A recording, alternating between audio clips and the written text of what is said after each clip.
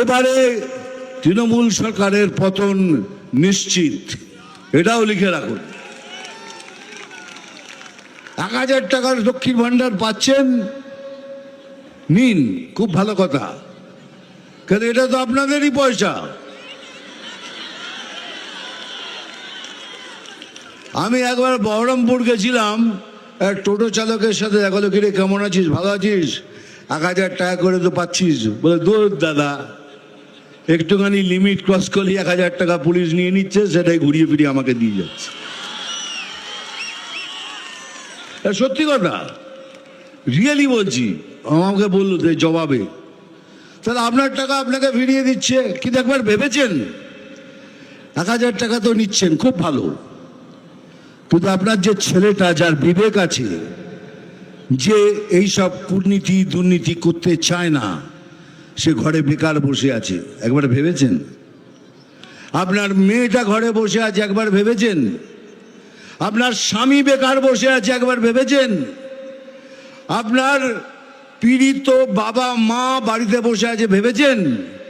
কেননা ইনি আয়ুষ্মান ভারতকে আসতে দেননি।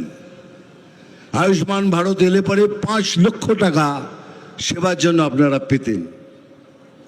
অনেক লোক পায়, পুরো ভারতবর্ষের লোক পাচ্ছে, কিন্তু বাংলার লোক পাচ্ছেন না। কেন? উনি আটকে দিয়েছে, আয়ুষ্মান ভারত হতে দেব না।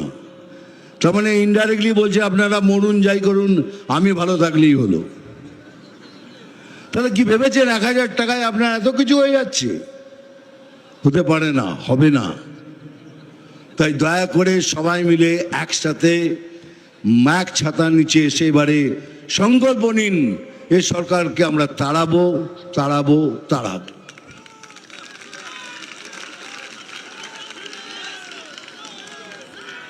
বেশি কথা আমি বলি না, কাজের কথা বলি। এবার কাজের কথা শেষ, এবার ডায়লগ বলবো।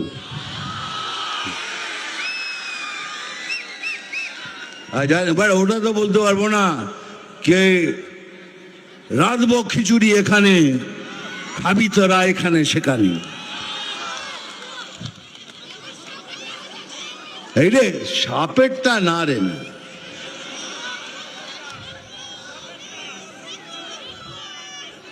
আরো ভালো ভালো খবর দেখতে সাবস্ক্রাইব করুন বাংলা হান্টের ইউটিউব চ্যানেল। বাংলা হান্টের আরো খবর দেখতে নজর রাখুন। বাংলা খবর মানেই বাংলা হান্ট।